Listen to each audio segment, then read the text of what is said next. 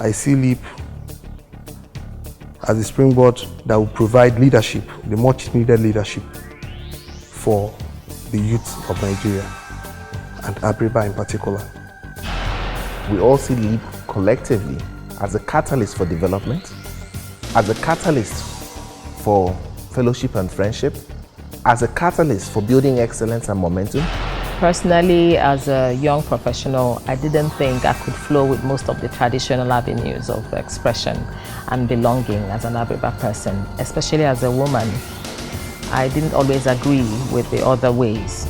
And for me, LeAP was a beautiful platform to be able to be myself and be able to contribute meaningfully to the growth of Abriba.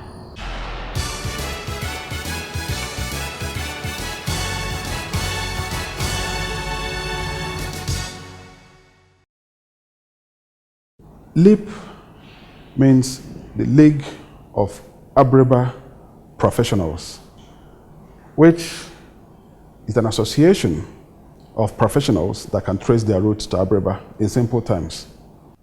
Just like the acronym means, LeAP means leaping forward, making progress, adding value. Think, develop, making your community excel, and above all, a platform for professionals to come together to do great things, because there's always strength in numbers. LeAP is definitely a continuation of the Abriba self-help spirit, trying to bring people together, trying to remind them that dependence on the government to build is not sustainable. You had to take that. You have to handle your development, define what is important to you, set the conditions that would elicit momentum, getting people to tap or leverage their contacts, to leverage their associations, to leverage their resources on group basis towards the growth of the community. What led to LeAP's formation? A combination of two things. One, the need to advance the cause of Abriba. Two, the need to reinforce the unity that had been legendary.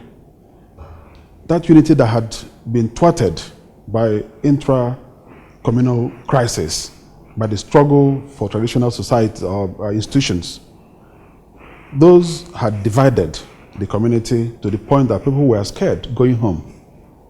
And we felt that we were still one. And that people back in the village, people in Aba, people elsewhere could look up to us as professionals. Because the two things, as emphasized at the inaugural meeting, that a professional has, two things. One, his integrity, and two, his skill sets.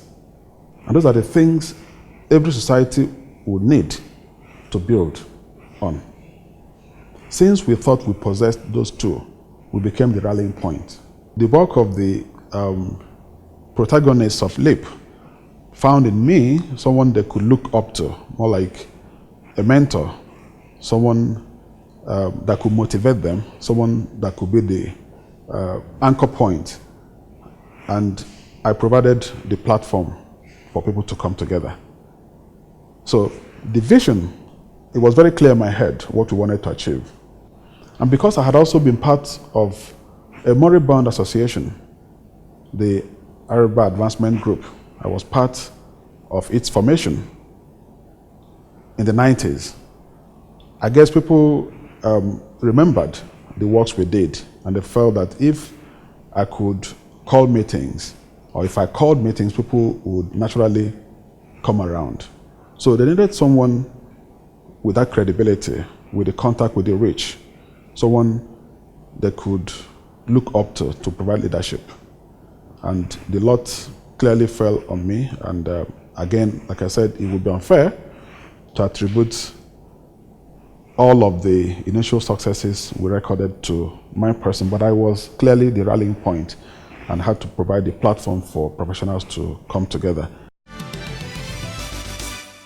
When you talk about LeAP programs, you talk about educational programs, you talk about economic empowerment programs, you talk about programs that touch youth development, which is actually one of the very prime issues that we are having to deal with in the nation at the moment.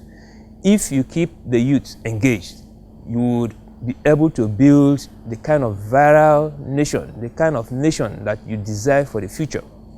Having run for the past 6 years, successfully holding all of our activities without fail, one is persuaded to say that truly this association has come to stay. And I think there is no going back.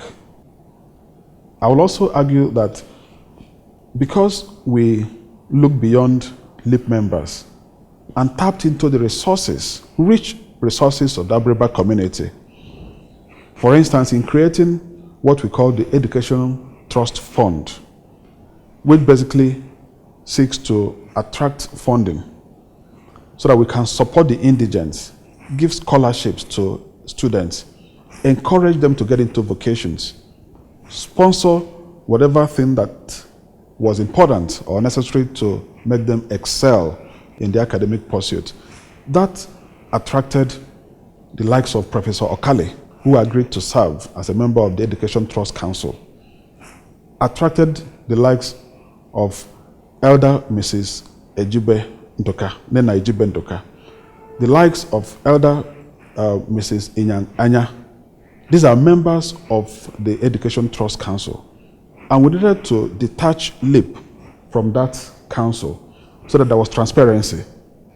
If we had sponsorships, our sponsors knew that the funding, yes, would be there, but there was a different body that was saddled with the burden of managing the resources. And so there was prudence, there was discipline, there was transparency. All of these things have obviously helped in sustaining the sponsorship of students through schools.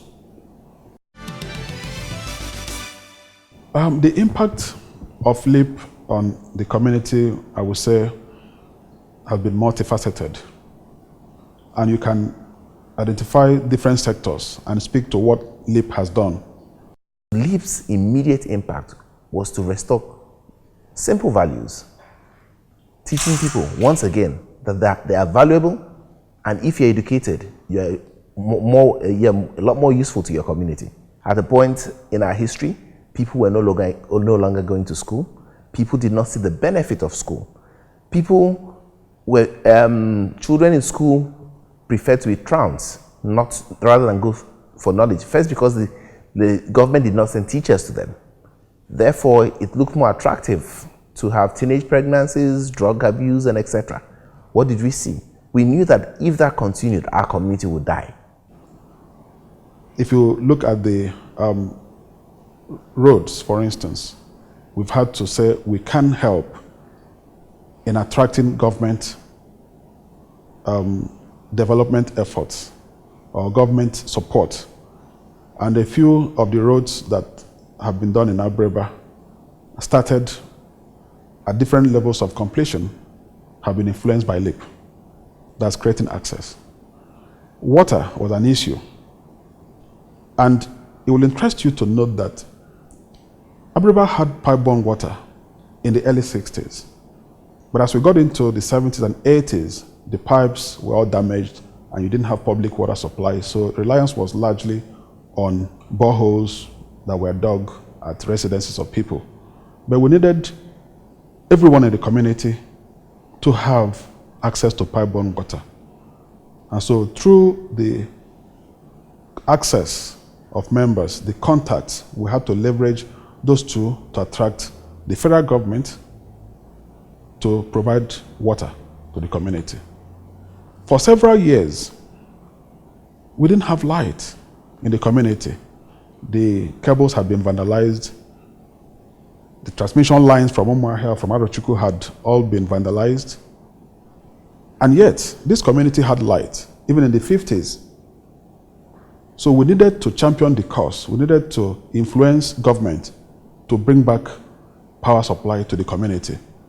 And today, as we speak, the community has access to public power.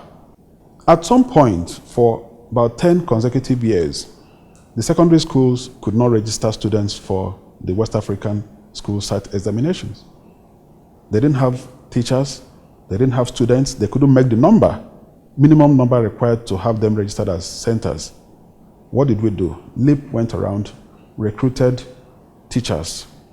Even till now, those teachers are in the payroll of LeAP. Sponsored students, encouraged them to enroll for their WASC exams. Got even youth corpers posted to Abreba, paid them salaries and emoluments and stipends, keeping them there to teach these students. And about 3-4 years ago, for the first time, you had a set of students that scored 6 credits in their WASC exams. Never before had that happened, for like 10 years before we intervened. The same will happen, I can speak to concerning health, where we had to also influence government to rehabilitate the Akaba Teaching Hospital, which had been abandoned. Again, built by an age grade, but long abandoned by state. But the LeAP had to influence government to provide sufficient votes, and then they began to rehabilitate the hospital. And so, again, across sectors, we have intervened. We also do run youth seminars that we run annually in Abreba for the young people that are upcoming. We engage in such a way that we teach them how to live lives that will be fruitful for today and for tomorrow. We've managed to always introduce topical issues that will encourage the children. You know, in Abreba, we have the Wantozo Nuku relationship, which is the mentor and the mentee relationship. We are trying to encourage these children to adopt mentors of people who have gone to school, of people who are doing well in their business. And then these mentors will now encourage them, where necessary, even pay their fees.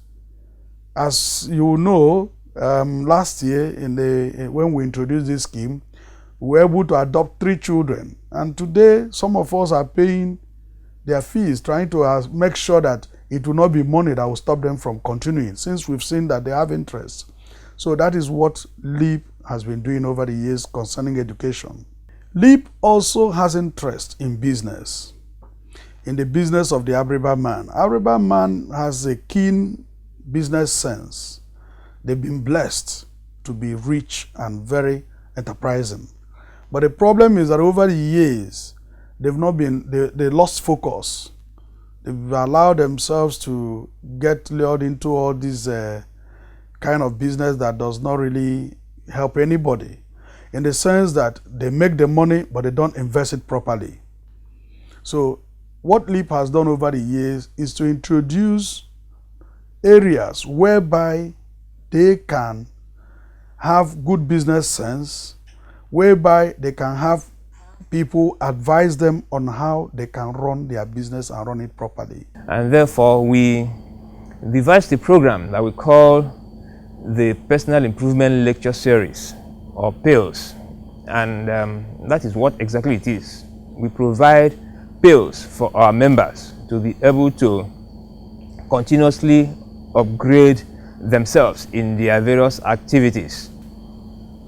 Through PILS, we bring in experts in various fields to come speak with our members exclusively and give them various tips on how they can be able to improve on their personal professions as well as in their corporate activities.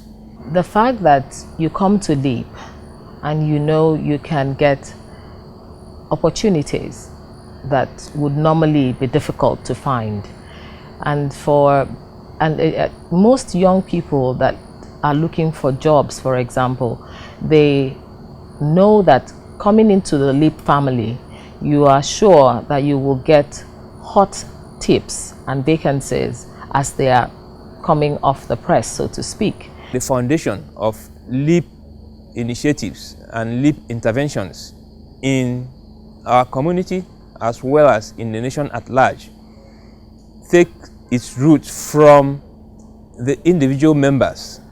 So we task members to bring in whatever it is that they can contribute as professionals. We had to come up with the personal commitment program to encourage everybody to give that which is inherently within them. Each person is supposed to have what we call a doing goal and a giving goal.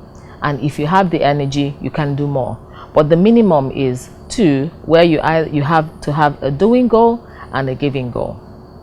A giving goal must be financial. It has to cost you something, cash. The objectives that you set is yours. Nobody forces you. It's your thing. It's voluntary. And at the end of the day, we expect that you shouldn't be cajoled, therefore, or harassed to fulfill and attain those goals. If you can't go to school to the normal to go and read law, you could say, okay, let me go and be an electrician. And that's why today, LeAP's greatest passion, the greatest passion that LeAP as an organization has, is the need to build a skills acquisition center. The Skill Acquisition Center is a multifaceted project which we hope to build. The idea being from plumbing to roofing to IT to everything that the 21st century requires. Those needs, because what we want to do is, first, the good thing about skills, people with skills are a lot more self-assured because they know with or without you, they'll earn a living, provided the work speaks for them. Luckily, like all things Abriba, the community has given us land. But then, that's also what we need. We need partners who would help us build it because it's not something that our membership can do alone because there's nothing one man can do. We want to appeal to members of society, corporate members, individuals who have the means and the wherewithal to support us because they're not just supporting LeAP, they're supporting the development of Nigeria. Because when our youth have a sense of purpose, they will do great things. When we started, only few believed that it was possible to seek sponsorship from corporates and get the sponsorships. But over time, we've really been very fortunate that the likes of Diamond Bank provided funding for even our first business seminar. At the time, I remember they gave us about ₦1 million way back in 2009. First Bank has also been very supportive, gave us funding. We had the likes of Dover Hotels supporting us. We had Standard Chartered Bank supporting us. We had E.T. Brown. Of course, the chairman is Otisi and Carlo, one of Abriba's best brains in terms of business, great business acumen, providing support. And a whole lot of other corporates that have identified with the vision and have provided support. Without the support of corporates like this, we wouldn't have achieved all we have achieved.